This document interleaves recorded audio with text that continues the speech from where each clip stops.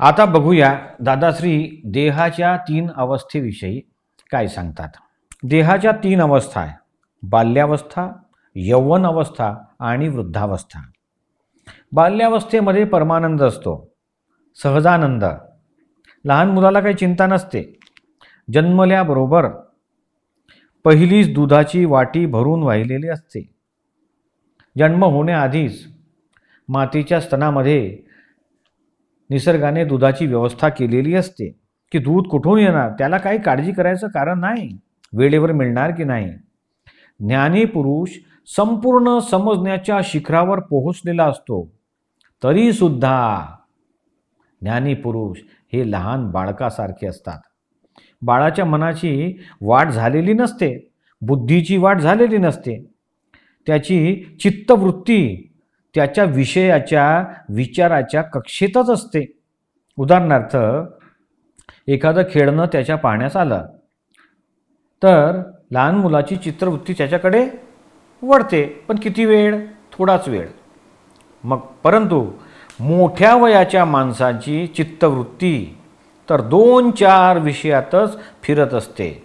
म्हणून तर हे संसाराचं चक्र चालू राहते. बालक घटकामध्ये विसरून जाते.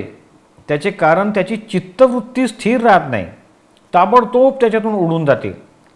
लहान बालकांची बुद्धी जोपर्यंत जागत नाही, जागृत होत नाही, तोपर्यंत त्यांचा सहजानंद व्यवस्थित असतो. नंतर जशी जशी बुद्धी वाढत जाते त्याप्रमाणे चिंता वाढत जाते. यौवन अवस्था ही तर प्रगट अग्नीसारखी आहे. याच्यामध्ये बाह्य आचार बिघडून जाण्याची खूप संभावना उत्पन्न होतात. त्यामुळे या अवस्थेमध्ये खूप विशेष काळजीपूर्वक चालावं लागते. देवांना बाल्यावस्था किंवा म्हातारपण नसते, त्यांना कायमचं यौवन असते. वृद्धावस्था म्हणजे वृद्धपण. वृद्धपण काढणं फार कठीण. ही सर्व यंत्र यांनी नादारी काढलेली असते. शरीर नादुरुस्त होते. दात म्हणतात की मी पडतो, कान म्हणतात की मी दुखतो. म्हातारपणात फार काळजी घ्यावी लागते. आणि जर पुष्कळ पाप कर्मे असली तर मग अवघडच आहे. आणि पाप कर्मे नसली पुष्कळ तर मनुष्य बसल्या बसल्या निघून जातो.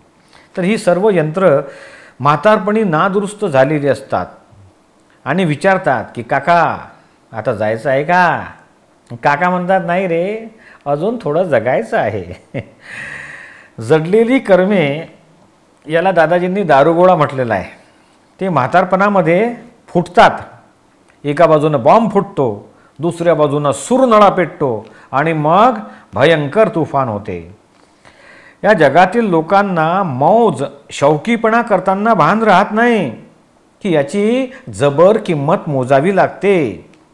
हे तर बिनहक्काचे मौज, शौकीपणा, आणि शेवटच्या घटकेस किंमत मोजावी लागते. सरळ वागणुकीच्या माणसाचं तर फार चांगलं असते. हा जो मरते समयी सांगून जातो की आता आम्ही जात आहोत, हे चांगलं. त्याला उंच गती मिळते, तो उंच हुद्द्यावर जातो. बेशुद्ध असताना जर मेला तर तो गाई म्हशीमध्ये जातो. हृदयगती थांबल्यामुळे हार्ट फेलने मरतो. त्याचा तर ठिकाणाच नसतो. तरुण लोक जे मरतात ते रौद्र आणि आर्त ध्यानात मरतात.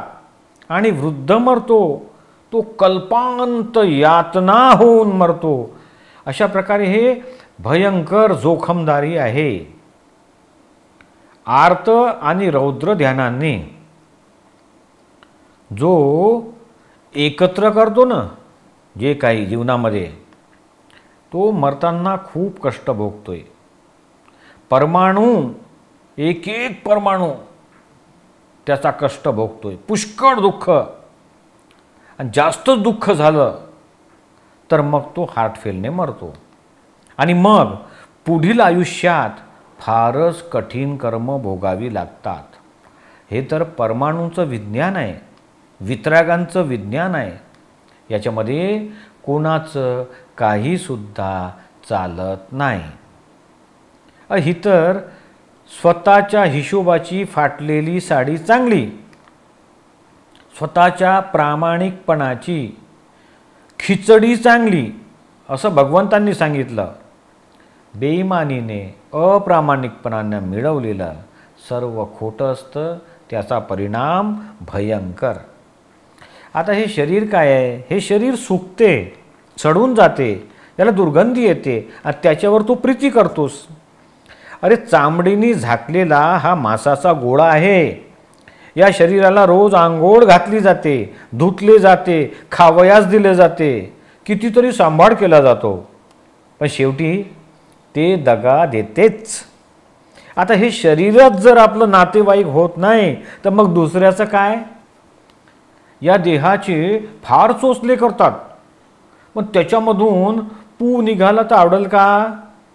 त्याच्याकडे बघावं सुद्धा वाटणार नाही, वैराग्य येईल. हा तर रक्तमासाचा गोळा आहे. दादाश्री म्हणतात, आम्ही ज्ञानी पुरुषास सर्व उघड उघड दिसतंय, जसं आहे तसं दिसतंय, आणि म्हणून आम्ही वितरागी राहतो. या देहावर अनंत जन्म, अनंत अवतार प्रीती केली, त्याचं फळ आलं जन्म मरण. अरे एक वेळा आत्म्याला समजून घे आणि वितरागी हो, तर अनंत अवताराचा मोबदला मिळेल. बरं, देह तर कसा असला पाहिजे? जो देह मोक्षाचे साधन होईल असा असला पाहिजे. हा देह मोक्षाचे साधन बनेल असा झाला पाहिजे, आणि अशाकरता चरम शरीर प्राप्त करून घेतले पाहिजे. हे शरीर परमाणूचे बनलेलं आहे, दुसरं काहीच नाही. शरीरात ज्या प्रकारचे परमाणू असतात त्याच प्रकारचा अनुभव येतो. सर्वच जीव, पशु पक्षी वनस्पती हे मनुष्याकरिता जगतात, आणि मनुष्य हा स्वतःकरिता जगतो. तरीसुद्धा भगवान सांगतात की देवांना सुद्धा मनुष्य देह दर्शन घेण्याची इच्छा होते. हे समजलात तर तुमच्या जीवनाचे सार्थक होईल.